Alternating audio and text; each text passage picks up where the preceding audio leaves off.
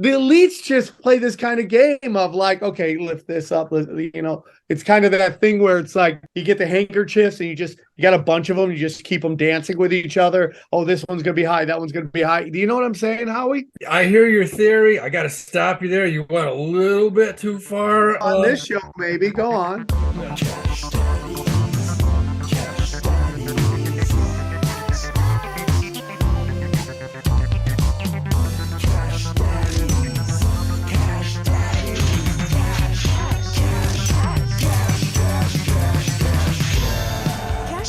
Entertainment purposes only. You'd be an idiot to listen to anything these degenerates say. Invest at your own risk, do research, but seriously don't listen to these ass clowns. Now enjoy Cash Daddies. Welcome to Cash Daddies. We're banking fatties. Yes, here we are in it to win it. Joining me as always, Jay Nice, Juicy Johnny, Johnny Woodard, and Carl. And then, of course, how we do we? Bum, bum, bum, bum. How are you guys? What's up, baby? Hey, babe. Hey, babe. Finish up my fourth bid with COVID, man. It's beautiful. I got that body type, man. I just catch it. Dude. Yeah, dude. You got the shot, which is immunes you to it all the time. Yeah, yeah. Since the shot, I've caught it twice. I caught it twice before the shot, caught it twice after the shot. How many times I've caught since I didn't get the shot? 0 times. Are you out? Did you just go out a lot, Howie? You had it, Tripoli. You had it like a year and a half. I get the regular flu, buddy. I don't get full-blown AIDS like you. Well, Sam might get. He just doesn't get tested. He doesn't believe in testing. That's his thing. Yeah. But I the only thing I've had is like I took a boner pill. I was up for 2 days. And my body got worn down. That's it. One of those gas station boner pills. Oh yeah, Johnny. You had it early on, though. You had COVID early on. Yeah.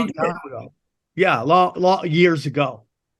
My girl gave it to me. I took her to the doctors. She felt like she was dying, man. But I took her now, when your girlfriend gives you a sickness, do you consider that a terrorist attack? You know what? That's a good fucking point. I never thought of that. Yeah. She probably did that shit on purpose. Did you just wage jihad against me? You know, honestly, I felt like this time she did, man, because, but it was fucked up. We're upstate New York. I bought her one of these like neck doctors, and the guy literally, I don't think he was a doctor. I think he was like a vet. I think he was a veterinarian, but he just had the MD like just fucking sewn onto his jersey because he said, I don't know what it is, but there's really not a lot I can do right now. Just get some Robitussin. She was fucking like dying. She couldn't breathe. She's coughing. This is Tuesday. We get the call 2 days later. He's like, yeah, it looks like you got COVID. Yeah, I don't know, man. You want to drink some water, rest. And I'm like, fuck, man, I'm definitely going to get that shit. And then the next day I start feeling like ass. But I'm good. But did you die, though? No, because I don't have the pre-existing conditions, man. I'm an athletic human being. I stay in shape. I do my push-ups. I drink my OJ. Did you say it made you throw up, though? It made you yak, or was that hurt? No, it did not make me yak. I just felt a little weak, a little tired. Took a few naps. I'm okay. Yeah. I'm all right. Good. I'm going to go for a nice little run after this. That might make me yak. No, I tell you what makes me want to yak is this the hypocrisy of the PGA Tour. Jesus! Which is they're calling this a merger. Let's talk about this. It sounds like the Saudis have bought the PGA Tour. Is what it sounds like. They're saying they're merging with the Live Tour, but or Live or whatever the fuck it's called. But it sounds like they bought the PGA Tour. Am I wrong about that? Dude, the Saudis bought the United States when John Paul Getty went over there, 80 years ago? Yeah. They've been, the Saudi and the U.S. have been like this. And whoever says they're not, fucking remember September 11th? I mean, get the fuck out of here. Why, what happened? Come on. I mean, fucking the Saudis own us. They have forever, thanks to John Paul Getty.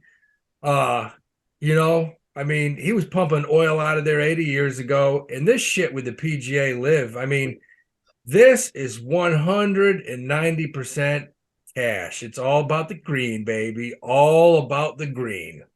Well, here's my whole thing. And it's just like, Johnny makes fun of me because I'm an old guy and I still listen to AM radio. Yeah. And so I was picking up my kids to take them to the doctor. And I was listening to Colin Cowherd. Now, Colin is this guy that is the perfect blend of like, is entertaining listen to, but just fully stupid. Like very fully stupid, very successful. He's one of those people that are able to work in a way that it resonates with people. I listen to him every day. That's the best compliment I could give him. But man, today was honestly unbearable listening to him gaslight his crowd. So basically, he was like laying into the PGA Tour and laying into anybody that questions working with the Saudis. And he was basically going, and this was his argument, if the government's doing it, why can't I? And that's the whole thing. And then he would proceed to say that a lot of people that are against taking Saudi money never have a real opportunity to make any real money. And he would literally say that. He goes, maybe someday someone will come to you with an opportunity, and literally goes over and over again, I doubt it, but I think sometimes there might be a chance someone comes with you with an opportunity and you have to question your morals. What's more important, your morals or your business? Okay. And he's such a piece of shit. It was really like, it's the first time ever I turned off a show because I'm like, you're gaslighting everybody who might be upset that the PGA Tour, the U.S. government, works with people who are part of an official story of a terrorist attack on America. How much of that's real, I don't know. But they are hook, line, sinker connected to even just the facade of 9/11. Okay? That they funded the whole thing.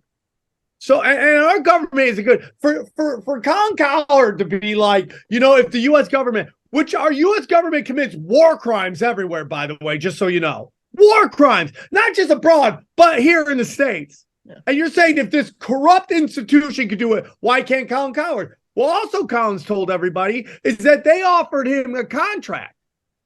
Some people offered him a contract to work with Live Golf. He turned it down. Why? Not because he was morally against it, because it wasn't enough money for him.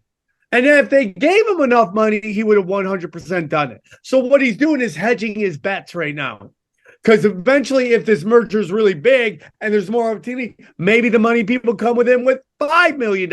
And now Colin Cowherd is fully on working with Live Golf, not because of any other reason than he's a greedy bitch. That's why. And he gaslit his entire audience the whole time. It was disgusting to listen to. Well, don't ever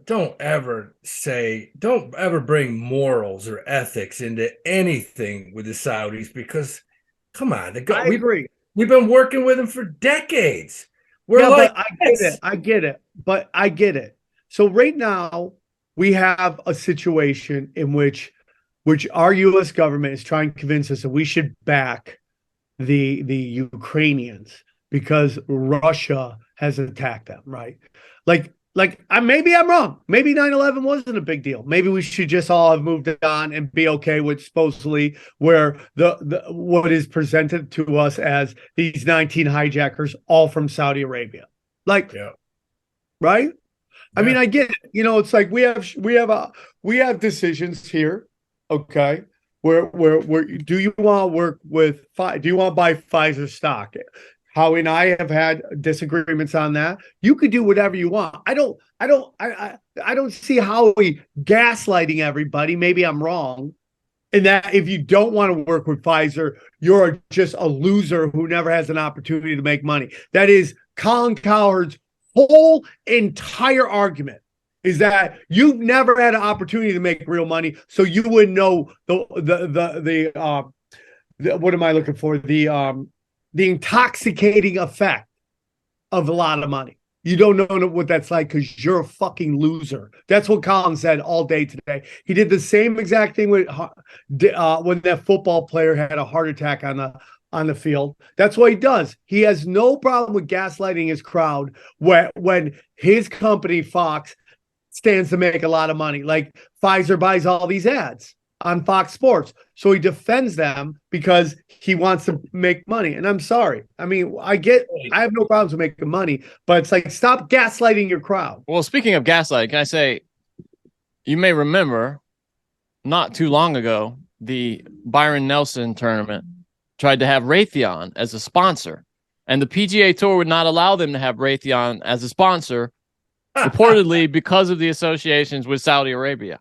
Isn't that crazy? They wouldn't let them have Raytheon as a sponsor. It turns out it wasn't because of their association with Saudi Arabia.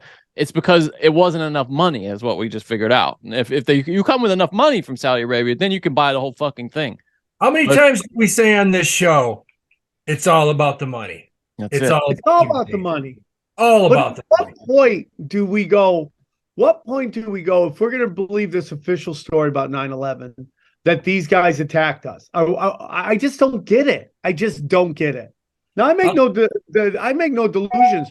I would love to someday go check out Dubai. You know? Can we just talk about the organization of it too? Can I just say, okay, the PGA Tour is going to control the board that handles the golf. That includes LIV and the DP World Tour. That's the European Tour. But the Saudi Arabian Public Investment Fund owns literally everything. They own the whole thing.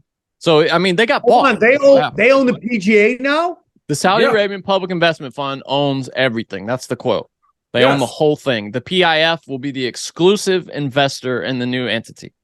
It not only has the right to further invest, but it has the first refusal on any capital that may be invested. So if anybody else wants to bring money in, they can choose to allow them or not to. They own the whole thing. Did they give the price amount? How many billions of dollars is this merger?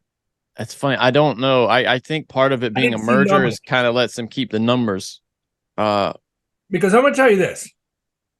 Private. People in this country have a tough time, and I do, have a tough time fathoming how many trillions of dollars are in that country. That fucking country could buy out the world 100 times over. Yeah, I get you.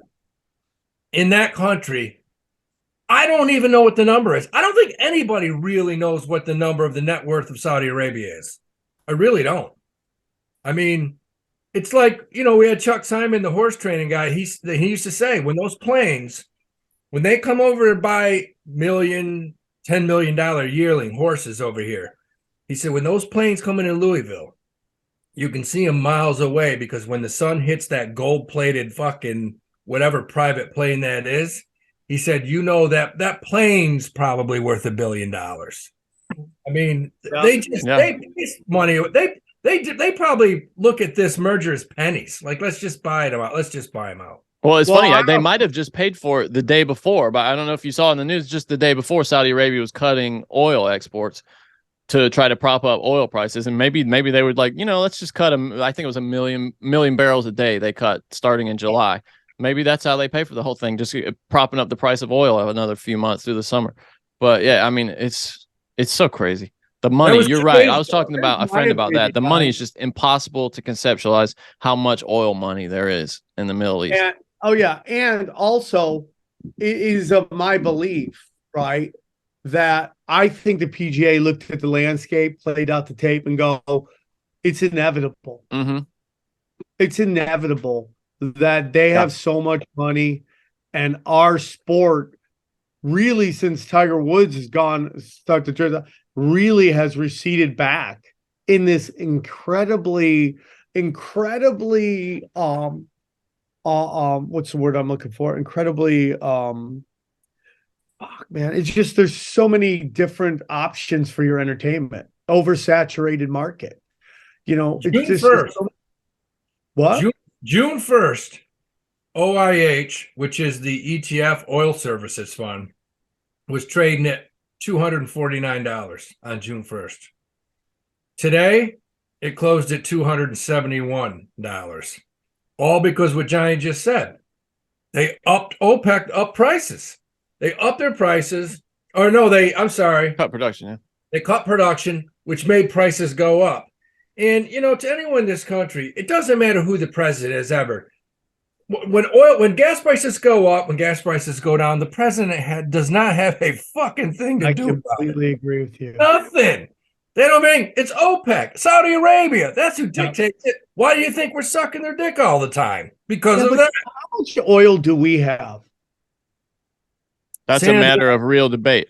Sam, they will never tell us. They will never tell us how much. Look, do we got enough oil to last us the next 50 years or the next 50,000 years? Who the fuck knows? Who knows what's under? I mean, like how much? Listen, oil is replenishing. That the fossil fuel bullshit that's what it is. It's replenishing. Do we have enough oil in this country to produce our own oil?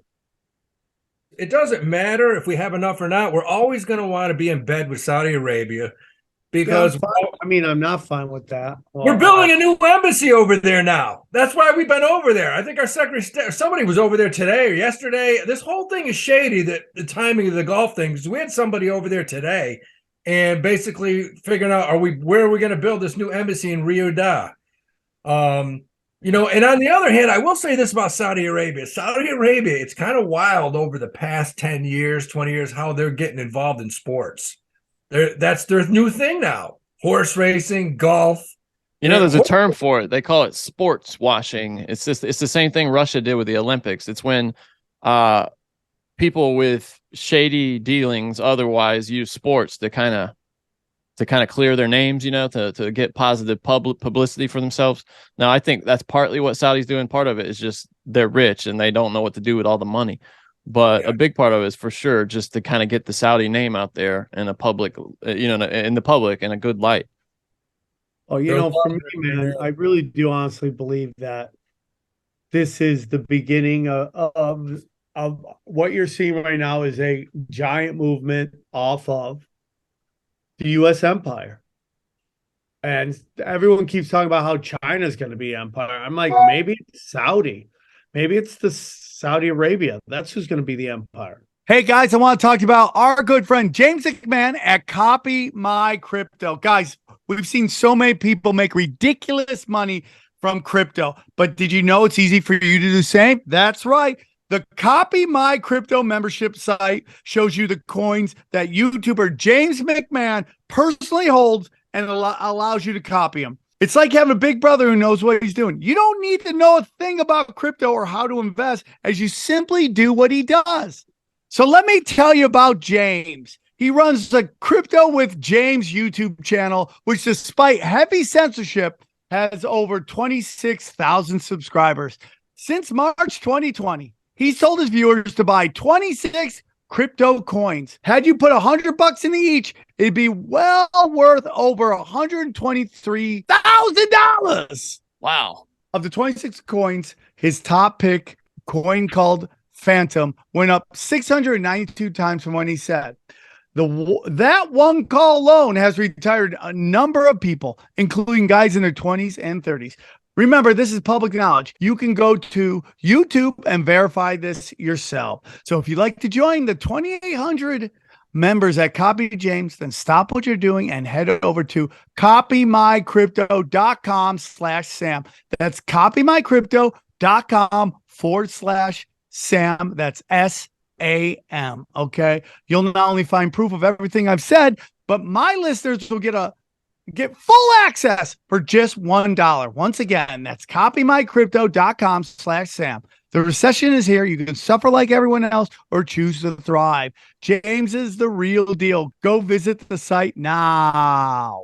And it's funny because, you get some of these factions like, man, China's backing Russia. No, they're not, man. Elon Musk was over there with the premier the last couple days. And that's a different situation. The premier of China is sucking Elon's dick, saying, you can't leave, man. You got to stay. What do you want? What will it take for you to stay in China? Because a lot of people are moving to India, right? That's where they're moving a lot of stuff. I don't stuff's think coming back to the States. I mean, yeah, I don't think Elon will leave. I think he will stay over there. I mean, it sounded like the meeting went all right, but look, China and the U.S., for as long as we're alive and our kids and grandkids, they're always going to be kissing each other's asses. They both need each other. I mean, that's something I do not think we need to worry about. and China is opening stuff back up right now. You can look at their, in the last couple of days, their stocks have jumped back up. So, their biggest problem is every kid under the age of 25 over there, their kids are finally lazier than our kids. That's amazing. Yeah. They're not working. Kids aren't working. They're fucking home playing video games. Another big story I wanted to hit this week before we get to the interview, which is coming up here. SEC yesterday sued Binance, and today, and this scares the shit out of me with, when you think about what it means for the future of crypto, but they sued Coinbase, saying that Coinbase, which is of course the largest crypto exchange in the US, violated securities laws by acting as an exchange, a broker, and a clearing agency without registering. So basically they're saying they sold securities without officially registering. What do you think about that, Howie? It's damning for crypto, right?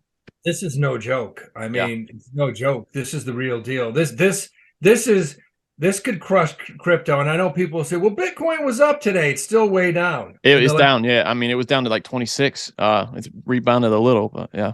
Coinbase was down like 7-8 points today. This is the real deal now, because this finally is telling us that the SEC, the government, is finally coming in and they're going to regulate the shit out of everything. And you know what this is really about? This is going to hit like, I think 30% of Coinbase's revenues. Where it's going to crush is any coin out there that has promises of staking. We know a few. We've talked about a few on this show. But if you're a coin and you're talking about staking, you're screwed. They're coming after you. They're going to shut you down. And that's what they're talking about with Coinbase. So if Coinbase has one coin on their platform that they're selling, and that coin is involved with staking or promises of staking, along with, they talked about their pump and dumps. I mean, some of these actual coins that have CEOs or groups of people going on Twitter and pumping the shit out of their coin, they're going to crack down on these coins. So it's a brand new world now after today. This lawsuit is no joke. Well, it's here we are, dude. Yeah. So all these companies, all right, that basically jacked all their investors' money, yours included. Okay. They didn't. Everything they did was already illegal. Yes, that's what they're saying. Already against the law. That's what they're saying. So this is, I like, a lot of people talk about SBX or whatever his name was, XBF or whatever, but yeah, he Sam Bankman-Fried. What? Sam Bankman-Fried, you're talking about, right? What was his exchange called? FTX. FTX? FTX. Yeah. Okay, yeah. I mean, like, he committed laws that were already on the books, and a lot of people think he came in and did it all on purpose so that the government could be like, we need regulation. It's unbelievable. No, he was breaking a lot fits about that picture. When you think about what he did with his money, giving it to the Democrats, I mean, come on, dude.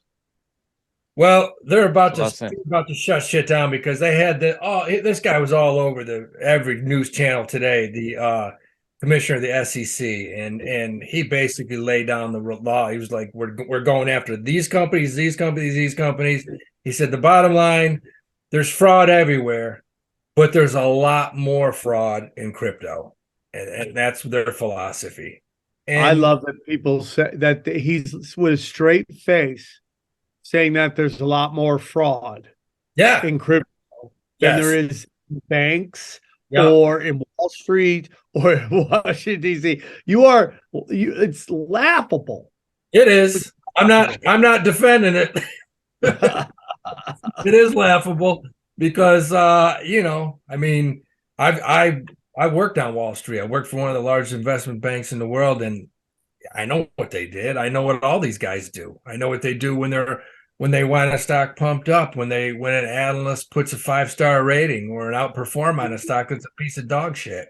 And Joe Public is out there like, hey, we got to buy that stock because, this company says it's great. So it's tough to say more fraud. You're right, Sam, because there's fraud. It's just like it's a predator class versus everybody. That's what it is. Yes. And it's like if crypto didn't seem like it had an ability to pull everybody away from the international monetary system ran by the Bank of International Settlements, okay, they would be right behind it. That's it. The only reason Bernie Madoff is in jail is because he ripped off rich people, not because he ripped off everybody. It's he ripped off the wrong people, which a lot of people. A lot of them. Right? So it's just like, okay, it's like, I'm gonna be honest with you, man. I like it's so fucking crazy that like the real damage done isn't in rug pulls, right? I mean, like, yeah, you get a couple rug pulls here. What am I losing? A G? I mean, it sucks, right? Because I can invest in the stock market. Next day, bang, the stock goes crap. And, we have Holly going, this thing looks like it was doing shit. And someone came over and bought it. And now I'm in the hole, right? Yeah, but so rarely do you see a stock go to zero like a coin can, like a shit coin can. When they're like, there's so much fraud and there's so much, like the real fraud happens where? On Celsius. It's not the coin. Like, you want to sling cum rocket? Sling cum rocket. I don't give a shit. If I'm going to invest $500 in a digital currency that is its spokespeople are adult film stars, I should know what I'm getting into. If I'm buying cheddar, okay, I should know what I'm getting into. But it's like it's these exchanges that are ran by people who are in the banking industry and all that stuff. It's almost like the digital currency to me, Howie, and I could be completely wrong, doesn't seem to be the problem. It's the institutions that are backed by all these heavy hitters. That is where all the greed comes in. Yeah, a lot of it. I mean, you look at Binance. It seems like that guy in the tops caused a little bit of fraud. Well, I mean, like when he made FBX or whatever the fuck it is called, when they made that, when he made that thing run, and he's the reason there was a run. Yeah. Because Bankman-Fried was going around telling everybody, hey, you got to investigate Binance. And he's like, why are you doing that? I have $2 billion in your company. Guess who's pulling that out right now? And that began the run. So they're like super pissed at him right now. So of course they're going to go after him.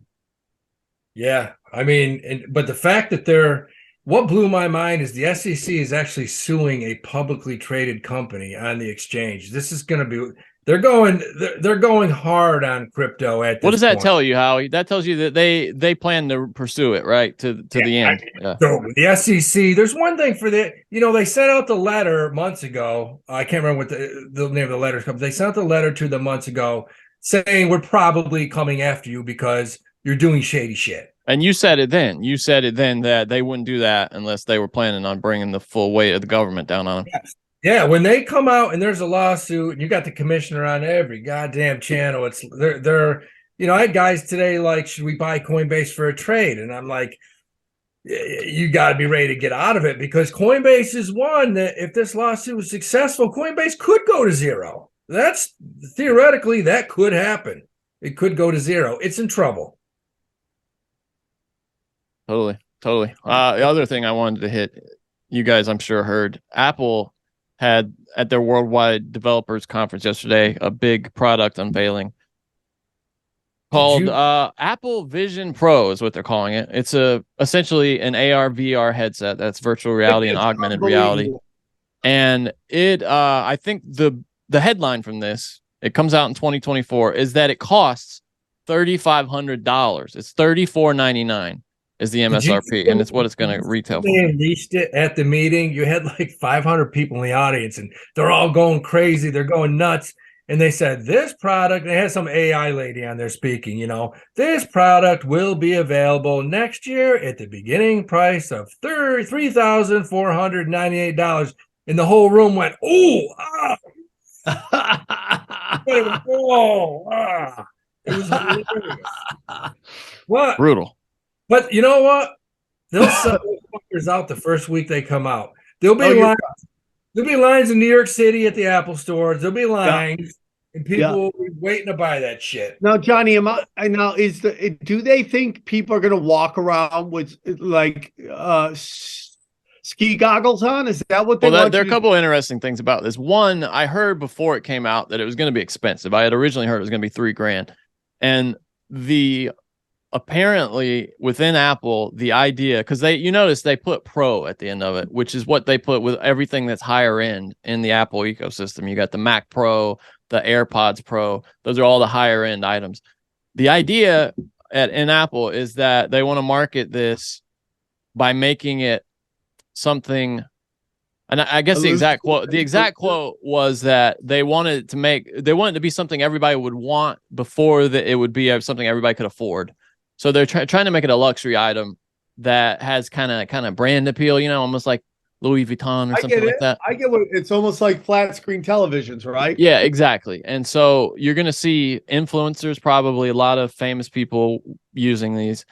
And the idea is not that you're walking around in public. No, they didn't show. I paid careful attention during the demonstration. They didn't show anybody walking around in public. It was all within the home and within the office. Now it's powered in the headset, but also you can get an external battery pack that you can slip in your pocket that will give it some extended life. But it's mostly people walking around. The interesting thing about it is that, and this is new for a full VR headset, is that it has this mode where when other people walk into the room, they can see your eyes. It just kind of reveals your eyes to them.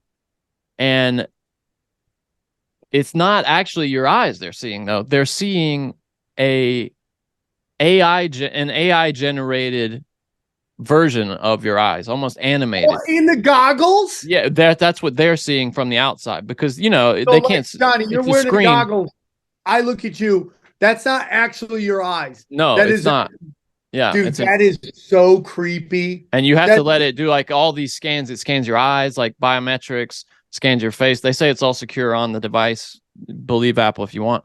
But yeah, it's and then if you are communicating remotely with people who have that device, or if you're on FaceTime, your whole face will appear, and it will all be AI generated from those scans. So people are going to see you out in the world at meetings, and it's going to be your face, but it's not really your face. It's just a scanned AI generated version of your face, which I think is a preview of a dystopian future.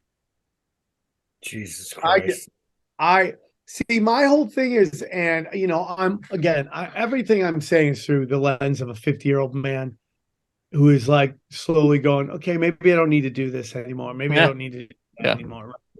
And the big thing is, and I'm not perfect at it, is that I feel like I want to do less computer, less screen time. And I know young people, they're just fully into it and stuff like that. But I just feel that, like, I think there comes a point where people are like, this is too much. Sam, what you're saying right now, and Johnny, back me up on this, Gen Z is going the road of what Sam's just saying. They say Gen Z is kind of pushing what Sam is saying. They want less computers. They're all of a sudden, you know what the biggest fad now is for Gen Z? They're going back to flip phones. You read that, Johnny? Yeah, I mean, I do believe it. I don't know. Do you believe, because they're the ones, TikTok exists solely on the backs of Gen Z, and that's just fueled by this binge consumption of bite-sized videos. Just flip, video. So I don't know if I believe that. That's not, I would love to believe it, but I don't know if I do. That's what they came out.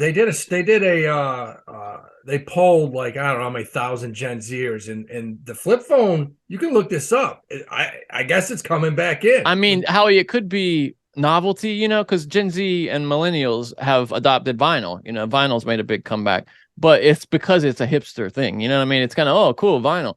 It's not because of any sort of philosophical or spiritual belief that vinyl or unplugging is actually better for your well-being. I think. I don't know, but I would love for that to be the case. I don't know if it's there in the business evidence, but we'll see. Maybe you're right. I'm with Sam. The guest is here, by the way, guys. All right, let's bring him in. Let's bring him in. If you have a family or little girls like Sam does, you know how much your loved ones depend on you. In a worst case scenario, you wouldn't want them to have to worry about money. A good life insurance plan can give you the peace of mind that if something happens to you, your family will have a safety net to cover mortgage payments, college costs, and other expenses so they can get back on their feet and focus on what's most important. And if you already have coverage through work, remember this: employer-sponsored life insurance may not offer enough protection for your family's needs, and it won't follow you if you lose your job. And I know Sam would agree with this. It is super satisfying to check life insurance off your to-do list. Getting covered can be even more satisfying when you use Policy Genius. I know Sam said when he got it done a couple of months ago, it was a load off his mind, finally checking off life insurance. Policy Genius was built to modernize the life insurance industry.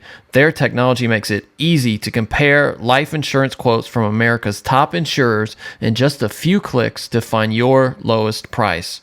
With Policy Genius, you can find life insurance policies that start at just $25 per month for $1 million of coverage. Some options offer coverage in as little as a week and avoid unnecessary medical exams. Policy Genius has licensed agents who can help you find the best fit for your needs. They work for you, not the insurance companies. That means they don't have incentives to recommend one insurer over another, so you can trust their guidance. Policy Genius is for parents, caregivers, and anyone else who has people that depend on them. They simplify the process of getting life insurance so you can protect the people you love. There are no added fees, and your personal details are kept private. That's important to us here on Broken Sim. No wonder they have thousands of 5-star reviews on Google and Trustpilot. Your loved ones deserve a financial safety net. You deserve a smarter way to find and buy it.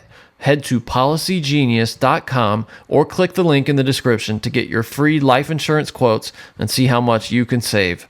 That's policygenius.com. All right, let's get into it. Very excited to have the handsome, well-crafted, just in shape superstar. Glad that I'm back from Wise Wolf, Gold and Silver. Please welcome Tony Arterburn. How are you, buddy? Doing great, Sam. Always glad to be on Cash Daddy. I've been training for Cash Daddies, by the way. This is my Cash Daddy's appearance body. We ask people to send us their body fat. That's right. Passed. Yeah, I passed. No fatties, dude. No fatties. Tony, for those who may not be familiar with your appearances before, can you tell us a little bit about yourself, your podcast, and what you do? Sure. Well, I have a radio show called the Arterburn Radio Transmission and a podcast called Paratruther because I was a U.S. Army paratrooper at one time. And now I have a gold and silver business called Wise Wolf. It's a proud sponsor of Sam and his work and this podcast as well. We also have a membership program called Wolfpack. I'm sure we'll talk about that today. It's really taking off. It's been I'm part of that. really. Yes, you are part of that, and really proud to have you there. We'll talk about that. So, yeah, I do another podcast called America Unplugged with Billy Ray Valentine and the legendary Don Jeffries every Saturday over on Rockfin. So I get around the podcast channels and always proud to be here with you. Well, we're very excited to have you back. Can you tell us a little bit about, do you want to get into, let's get into your program that you have right now.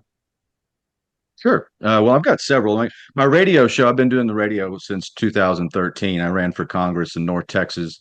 And, I was the black sheep of the conservative media for a long time. And I've long since crossed over into the conspiracy theory of history. So I've burned, I light my path. Right. I light my path with the bridges that I burned. But I've been on radio, kept those relationships. I'm still on in terrestrial radio down in San Antonio. And my home station is WWCR, which is the former home station of William Cooper, Bill Cooper. Nice. And I do a podcast called Paratruther, like I said, and those kind of go together. But just deep research and, things like tinfoil hat, No, I love it. So what I want to do is get into your membership program, which is the you could buy a little bit of gold every month. Tell us a little bit about that. Oh, sure. Yeah, that's Wolfpack for sure. Yeah, tell us about Wolfpack. Oh, okay, great. Yeah, so Wolfpack was born out of an idea of like what to do with a lot of the product that I bought that was extra, like coming across my counter in Branson, Missouri.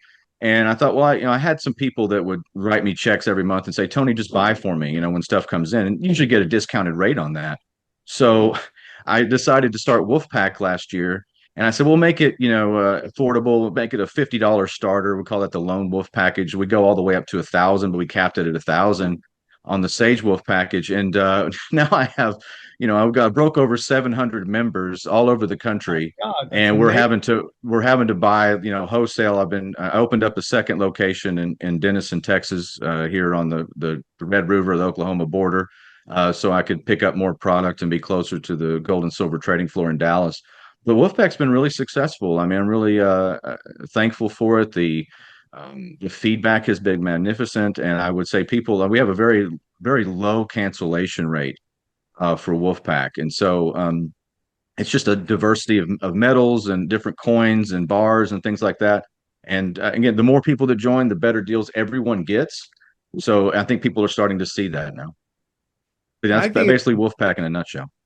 I think it's a great way to invest without having to focus like on the day to day. I think I just don't think you can go wrong with buying precious metals, even in these crazy times we're living in. And who knows how the story ends with that. But I think it's a great way to invest, get something tangible, hold on to it while everything goes up and down.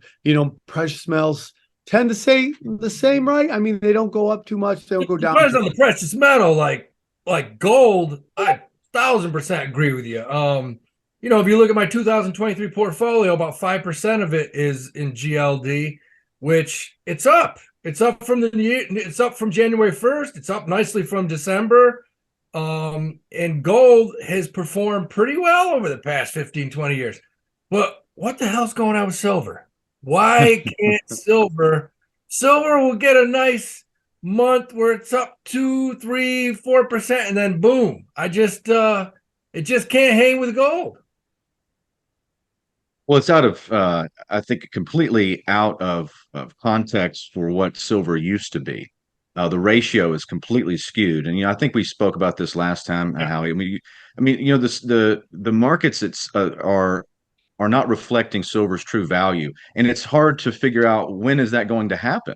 I mean, if you look at history, shows us that the silver to gold ratio is usually 10 ounces to 20 ounces of silver make 1 ounce of gold, all through the ancient times, and through the Roman era, through the British Empire, into the American era. And the Americans, we put silver 16 to 1. It was 16 to 1 until 1933, until Franklin Roosevelt made it illegal for you to own gold, told you to turn in those $20 gold pieces. He raised the price of gold, but silver coins continue to circulate. And since that time, we have really just gone off the rails to the gold silver ratio. I think that has a lot to do with the markets, has a lot to do with manipulation. Who holds the most silver? Your audience may be familiar with the 1970s run on silver by the Hunt brothers, the Hunt family. Yes. They had people buying physical silver left and right. People were melting down the sterling and everything. I mean, people were looking for silver in their attics because the price was being driven up parabolically. You talk about those massive price shifts. That did happen in 1971 when Richard Nixon took us off the gold standard. It was $35 an ounce for gold. And by the end of the 1970s, it reached almost $900 an ounce. Silver went with it in some ways, because you look at the year I was born, 1979, going into 80, silver was $50 an ounce. Now that's $50 an ounce in 1980. What's $50 in 1980? How was it, like $200 today, 250 in purchasing power? So I think, if you look at what we're 23.55 on spot silver today, there's almost no way to prove it. But if you look at the paper markets, you look at the ETFs, and this is estimated, nobody really knows, but it's estimated for every 250 ounces of silver that are traded in the paper, only 1 ounce exists. So 250 to 1, right? In the real world, there's an ounce of silver. And so you see that in my business, you see the scarcity, you see the massive premiums. I mean, guys, it's $41 today retail to get a 1 ounce silver American Eagle. And to me, that's stupid. I mean, but that's just the premiums you're paying because it costs me to get it from the mint, because there's this massive demand. So those two things are skewed. If you're looking at the paper markets and you've got SLV at 23.55, and then you've got a physical silver American Eagle at 41, those two things don't go together. They're not pairing. And I think that's the problem. I mean, people are looking at the markets dictated. I look at, and I'll end with this. Let's go back to you, Sam. The silver, the physical silver market, I believe, is coined. I think the largest holder of physical silver in the world is JP Morgan. So the big banks have a vested interest in keeping that price. They're accumulating, by the way. There was a Texas billionaire last year. It was a woman, and she wanted to order like 100 million or something in silver, and no one could fill the order, like in the real world. So they placed the, and it had to go through several brokers, and it's taking. I don't know if they still have it filled yet.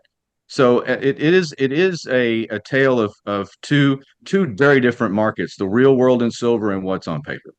Seems like the transaction fees are high too.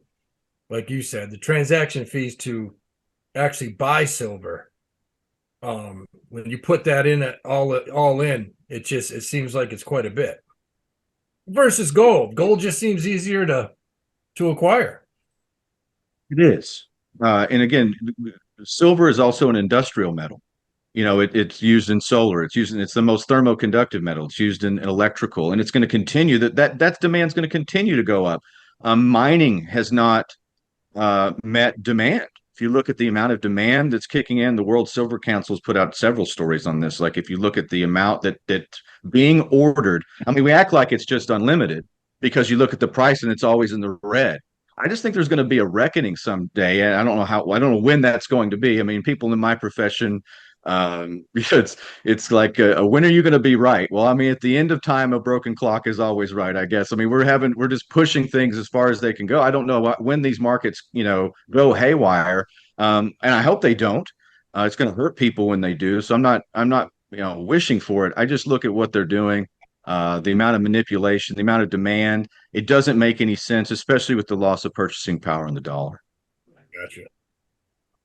Yeah, I mean, this is everything. I mean, like you have these masters of mankind. They are manipulating everything. It's like we were talking about the Target price, and Target just keeps going down. And how he has the belief, and I think we have a history of this proven true, is that they're just trying to destroy Target's stock price so that they can come in and buy it cheap. And then you take a look at you take a look at some of these companies like Anheuser-Busch, how he was on the show, the first one going, hey, this doesn't make any sense. They're losing $8 billion, $10 billion, and their stock is at the highest it's been in years. What is going on here? And again, we have market manipulation from the very top to the very bottom. Again, right before you came on, we were just talking about how, like, the crypto world, everybody was in the crypto, and that when the real fraud happens, when all the elites come in, create these exchanges, and then screw everybody by selling off your digital currency you deposited in there when that's already illegal. What they were doing, they're like, it was everything that Celsius and all they did, it was already illegal on the book. So we have this giant manipulation of the market by the elites, and I don't know if there's an answer on how to stop it. I don't think you can stop it. And there you go again, Sam, with your facts and figures and conspiracy theories. I mean, if you look at ESG, which is environmental social governance, you talk about Larry Fink from BlackRock. This top down, the orders have gone out. They're going woke, and you have a lot of conservative media says, well, if you go woke, you go broke. No, you don't. Not really. I mean, your stock price, like you point out, can go up because you're favored by the elites. You're favored by the central bank. This isn't your father's stock market. And again, I'm not an expert on the stock market. I'm a gold and silver guy. I stay in that realm. I'm a real estate guy. I don't claim to have any knowledge. And you can make money, by the way, in the stock. I'm not saying it's a bad place to be. What I'm saying is I look at the manipulation. You got to know that that's built into the system because of things like ESG. Again, 2 or 3 generations ago, you were worried about profits. Corporations were worried about profit. Now that's not so much. That ESG, environmental social governance, is a real thing. The world's richest people and multinational corporations and banking consortiums always fund socialism and communism. That's where it gets funded. I was going to ask too. You're talking about Target. You remember back in 2020, they had, and I think they didn't leave some of the Targets alone or something. And people were saying, well, doesn't George Soros own a bunch of Target stock or something like that? 100%. And well, the question becomes like, is this illuminating the fact that stock markets could be a giant Ponzi scheme, right? So it's like, Howie's very good at like seeing trends and telling our listeners, hey man, this is trending up, this is trending down.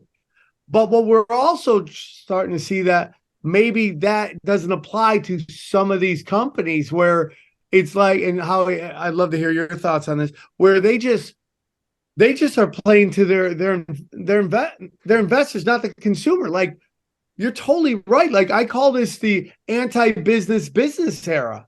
But is this anti-business business era illuminating that the stock market has been a Ponzi scheme and they pick and choose? It's like when we take a look at ratings on television, like we're going to look back going, oh, those are all lies. They just made those numbers up because there was no actual way to tell. It's like when a radio show is like, oh, this is super popular. They don't really know that. They kind of now can go off of like tweets and hashtags, but in the past they really didn't know. Maybe based on how many ads came in, that was really it. But they didn't know in your car if you turned on, listen to the radio. They didn't know that. And television, it's like, oh, this is the Mindy Project. Everyone loves the Mindy Project. Well, I don't know anybody talking about the Mindy Project ever, but it's like, oh, it's like one of the top shows on television. Based on what? And that's why I think we could start to see this as maybe a trend happening out, or it could be illuminating that the elites just play this kind of game of like, okay, lift this up. It's kind of that thing where it's like, you get the handkerchiefs and you got a bunch of them. You just keep them dancing with each other. Oh, this one's going to be high. That one's going to be high. Do you know what I'm saying, Howie? Yes. I hear your theory. I got to stop you there. You went a little bit too far on on this show, maybe. Go on. Well, a little bit too nutty with the markets. Now, is the market, are they shady? Do they do shady shit? 1,000%.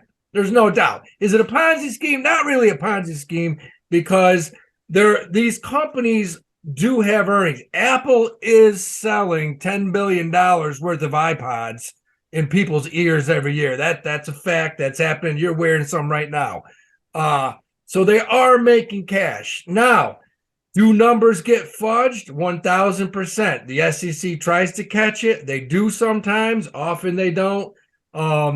If news comes out that a company CFO has fudged numbers, and shit, you saw it happen with Enron, along with a ton of other shady Enron right in Texas. They were lying about bottom line numbers, and it put them bankrupt. It bankrupted them. I do think companies like Budweiser or Target, I think those companies did make internal mistakes. And I'll tell you why, because today, TAP, Budweiser's main competitor, Molson Coors, got upgraded, and the stock is kicking ass. I mean, Budweiser is in the shitter. Coors Light, Molson, Modelo, they're fueling the hell out of TAP, and that thing's headed north again. So my feeling is, I think a lot of these companies who are pushing certain agendas are going to scale back once their bottom line gets hit. Budweiser's dug themselves a hole. And when I say Budweiser, I think Bud Light made up, 10-15% of InBev's total bottom line. So the whole company, it will get hit, not as bad as people in this country think they will, but there's no doubt Bud stock dropped to 52 or whatever. Now it's back up. I mean, like we said, it's back up to 55. Because, like we said it 1,000 times on the show, Bud Light is a very small percentage of InBev's total profits, total sales. But you do make points, Sam, and I have to agree. Look, a lot of these big corporations, especially on Wall Street, companies like Goldman Sachs, I won't say the others, but yeah, they're always doing anything to increase their stock price, because these guys, especially the top, they don't forget about cash. They own stock. That's where they make their money. So if that stock price goes up, their net worths go up. You take a guy like Larry Fink. Somebody wrote in today. They said Larry Fink just sold $100 million of stock. I said, no, he didn't. If he did, that would be all over the news. The one thing you can look up, by law, whenever a insider, doesn't necessarily have to be the CEO, can be CFO, can be somebody down the line. But if they're an insider and they own stock, when they sell it, it has to be public knowledge. Because, if I own a shitload of Amazon and I see that the CEO just sold, $1 billion of stock, that doesn't make me feel good if he's unloading that much. Now, if you didn't say what stock he unloaded, his own stock? Yeah. Yeah, you don't want to see that. Till the beast. You don't want to see a stock that you have a ton of shares of. The CEO just all of a sudden unloads a ton of it, because what's that tell you? That tells you, maybe he knows something we don't know, that his stock's about to go in the shitter. And back in the day, that used to happen a lot. And that's back when a stock would go from 80 down to 20, and next thing you know it, the CEO's on an island somewhere. So by law, they have to announce when they sold. And actually, Larry Fink, I think April 14th, sold $667,000. 666. Is that what he did? Probably. So listen, real quick, I understand, but I do believe there is market manipulation, going back to the whole point of this. It's like when Netflix had what was the number, Johnny? Like 1 million people unsubscribe. Something like that. And their stock went up. Well, it's because all of these elites rushed to keep the price of it up. So it gave the illusion that it wasn't going. We're just seeing market manipulation, and it's getting really bad. So, Tony, I want to get back to precious metals. Okay, let's say I have a couple $100,000 in the bank, and we'll just say some number, whatever it is, 150,000, right? Would you suggest taking that 150, and this is not financial advice, this is just Tony saying what he would do in this imaginary scenario. If it's my cash, let's say it was your cash. Would you buy $150,000 worth of gold? I'd probably have it about 60-40 gold to silver, if I had the storage space for silver, and I do. So you look at if you look at gold and silver, to me, they are money, they are cash. As a dealer, I know how liquid gold is. It takes me 5 minutes. I can get cash for it. If I need, I can turn it into fiat anytime I want. If you look at the purchasing power of the dollar, if you know the manipulation that's built into it, what you're witnessing now, the phenomenon is called de-dollarization. It's all over the world. In 2001, all across the globe, 75% of financial transactions were done in dollars. By the year 2021, it was 56%. In 2022, it dropped down to 46% because of our sanctions on Russia that had blowback on us.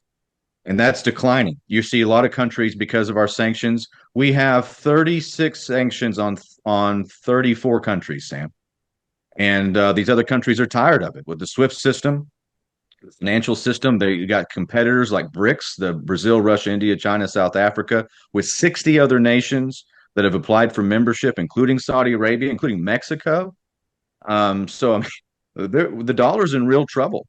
So I mean, it's not going to be tomorrow, So again, it's that old Hemingway quote about how did you go bankrupt? Well, gradually, then suddenly. And I think what you're going to see is the suddenly part coming up very, very soon. But again, it's not tomorrow. We have to look at the trends. If you're following trends, you got to see de-dollarization as the prime reason why you should consider other avenues Again, that's why it's the reason we have public interest in the stock market and 401ks and IRAs. This came after 1974. This was, I mean, I forget the name of the act. Howie probably knows, but they put it in 1974 to make these products available.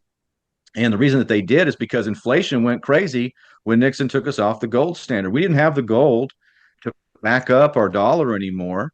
We become the world's reserve currency in 1944, and you have to stock all those central banks with dollars. But we also wanted to have what Lyndon Johnson called the Great Society on the Mekong. You know, he wanted to kind of like George W. Bush wanted to democratize mankind. They called it guns and butter and the welfare state, and that tanked our dollar after Bretton Woods after 1944. So all of that to say, you have to look at other avenues. You used to be able to bury your silver dollars in the backyard and dig them up, and 30 years later they'd be dollars. They're not dollars, you know. Again, nobody dives to the bottom of the ocean to get cash. So they're gonna go get pirate treasure. I bought some pirate treasure the other day, by the way. I bought a Spanish galleon for well, actually my Branson location, and gave it to the girl that works for me. She's learning, and I said, would you like pirate treasure? And this is like, a Spanish galleon. So again, gold is always money. And so I like, if I know that I can park something in value, and that includes real estate too, Sam.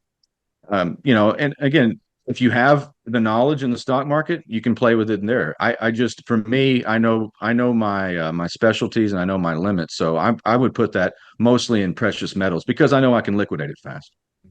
Yeah, I mean, you just said it. The closest thing I can think of that is relatable to gold is real estate, because it's land is a hard asset.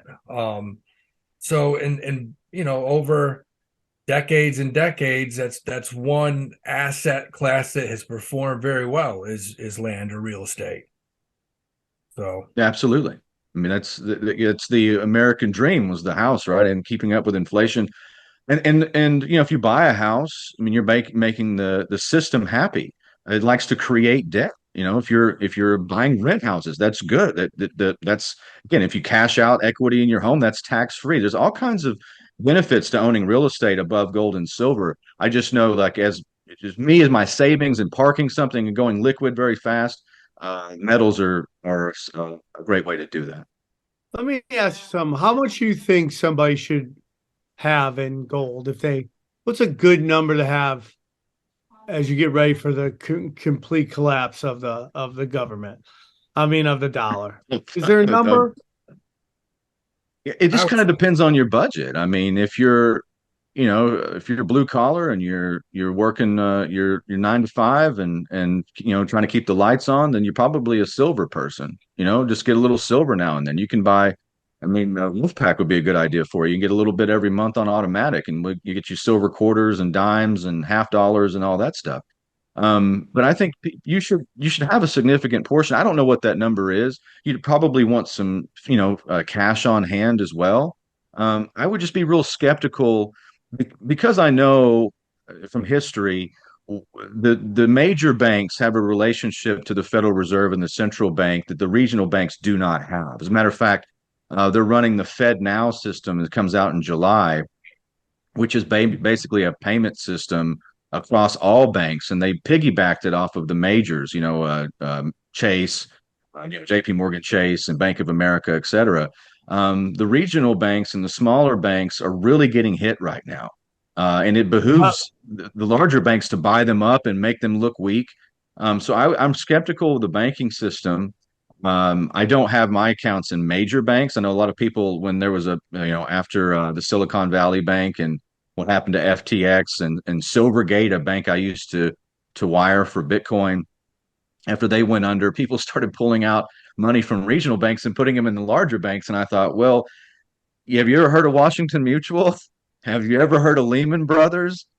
Be careful. There was people that thought those banks were too big to fail as well, but they got gobbled up. So, always be skeptical of the bank. I'm not saying don't have a bank account. You definitely need one.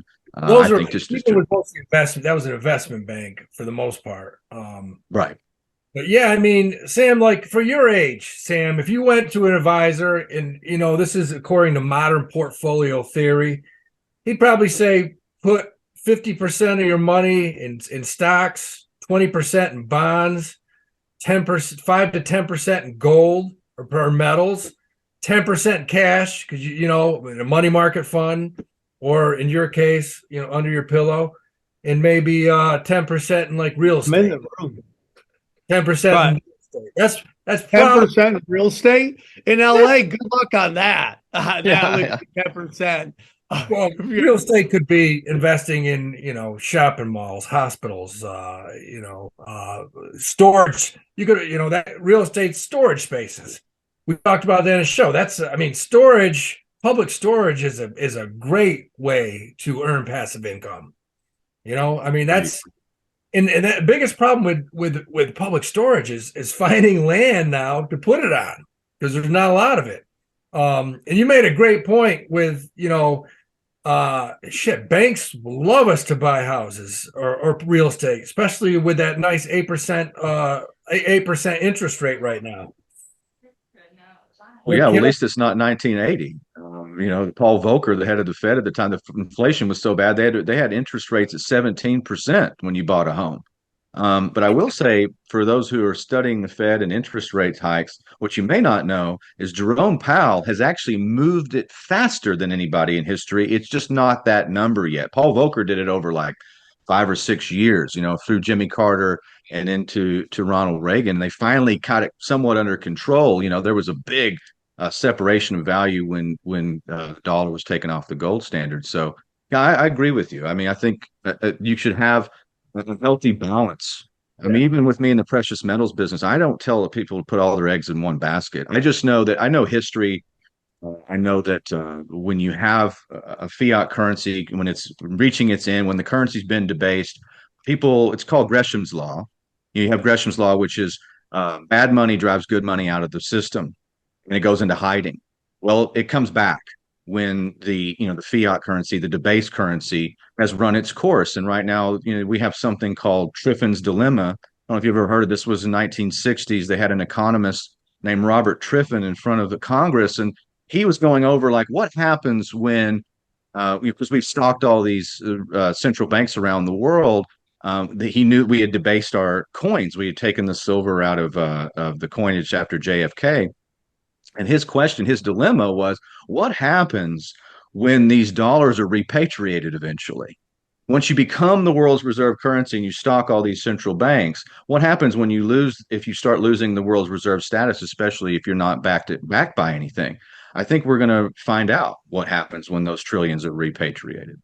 And that's a scary thing. Right. You're right about Jerome Powell, man. He raised interest rates quicker than any dude I've ever seen, man. Quarter basis point every two, Yes. And he still may do it again. But I don't know. I feel I'm kind of glad he did it because you don't want to see the economy could have gone bad quickly. I mean, people were just you had employment at an all-time high or unemployment at all-time low. And, you know, they still are jacking up credit cards, but it got real crazy for about a year. So hopefully he gets this thing under control and we don't go back to seeing those 17, 18% interest rates where the only thing they're good for is if you want to put cash into a CD. So I agree with that. I definitely think they chose to keep the dollar strong over bailing out the U.S. economy. I think they've made the U.S. economy secondary to the world's reserve currency status. And that is the goal of the central bankers. So I agree with you. I think that they did somewhat stave off a hyperinflation. I don't know if we actually would reach hyperinflation, but they did put inflation somewhat in check. But it's if you look at the budget deficit fight, whatever that was, the fight that they just had. You know, we're going to continue to borrow. We're going to continue to print. I shouldn't print, but we create new currency digits out of thin air. We're going to continue to do that into infinity. You know, and we've reached what is it? How is it like 130% of debt to GDP? Yeah, I mean that's only happened like in 1946. It was 119%, and then it dropped. I mean, that was the only time there was weird fluctuations after wars. But it was, 1960s 40%, 1970s 45. It never broke that. And even the 90s were fine. And then you start seeing this massive uptick in the national debt, and that's just unsustainable. I don't know at what level of debt to GDP are we going to, be classically bankrupt as a country? I know we have a printing press, unlimited, but that just mathematics eventually has to kick in. Yeah, they got to reverse that. I mean, we'll see what happens. Well, Tony, it was great to have you on again. I don't want to keep you all day. You're a busy man doing busy things. And you came on and you dropped the hammer of the gods again. One more time, tell them where they can find you and about your gold and silver investment program. You can find my website for Wise Wolf is wisewolf.gold. There you'll find a tab that says join Wolfpack if you want to learn about Wolfpack. When we do direct sales, we have no minimum, by the way. We don't do. I started out in gold and silver, and I got tired of going to shops and people would see how much I knew and then not take my call if I didn't want to spend a certain amount. We don't have a minimum. You can call and buy direct anytime. But we also have the membership program, as Sam mentioned, and that's Wolfpack. It's wolfpack.gold. Starts at $50 and it goes all the way up to 1,000. You just set it and forget it. Shipments usually go out within 72 hours of your card rebilling. You get a tracking number and we do a detailed invoice. Go check it out. It's a good way just to get a little extra variety of precious metals. That's a great thing. I think it's great. Everybody should own a little bit of gold and silver. Absolutely. Well, I appreciate you coming on. You're a G amongst G's, and I look forward to having you back on the show. Thanks, Sam. Always a pleasure. Good seeing you guys. All right. Thank you, Tony. We'll talk to you soon. Take care, bud. All right, Tony. Thank you so much for coming on. Greatly appreciated. So let's get into it. Let's wrap up the stories and then get Howie's pick. I just had one last thing I wanted to bring up, Sam, because I thought you'd be interested in it. And you guys brought up earlier people making suspicious trades. Turns out that Bill Gates invested $1 billion in Heineken, InBev's probably their biggest competitor, right before this whole Bud Light thing went down and kind of started to affect the stock price. And Heineken has reaped the benefits of that. What do you think about that, Sam? Is that curious to you at all? Yeah, I mean, again, it's market manipulation. Bill Gates is a piece of shit. He wears sweaters in July. He can suck it. How about that one? That's real technical analysis there from Sam. Thank you, bro. I mean, yeah. I mean, it's all bullshit. But he's never been to Epstein's Island, right? We don't know about that. What? I think his wife seems to think he's been there. Yeah, I mean, he's been all over the place. Yeah, he sucks. He probably funded the whole project. He probably did. He probably built the island. He probably had. My favorite part is this new scandals. Like, whoa, dude! Like, imagine what group you run with when you're a billionaire and your buddy's like, I'm gonna tell your wife you're banging a young chick. It's like they're all banging young chicks. Well, my theory on that is that he met her when she was like young, really young, like young, yeah. That's it. Yep, he likes that young ass. Oh yeah. Anyway, that's it. Unless you guys have anything else you want to hit before we head over to Patreon. Oh, my pick of the week. Yeah, what's your pick? Pick of the week. No ifs, ands, or buts, man. This thing's breaking out. It's at 65 right now. It's kicking the shit out of Budweiser, InBev. I like TAP, TAP, Molson Coors. Thing's gaining momentum. It's at 65. It's breaking out. You'll probably see it at 70, $75 real soon, especially going into the 4th of July. Everybody's drinking Coors Light. Everybody's drinking Coors Light. Right on. Guys, hope you guys enjoyed this episode. I enjoyed it. Always a pleasure to talk to Tony. Always a pleasure to chop it up with you two knuckleheads. And let's go over to the Patreon. Go to patreon.com/cashdaddies.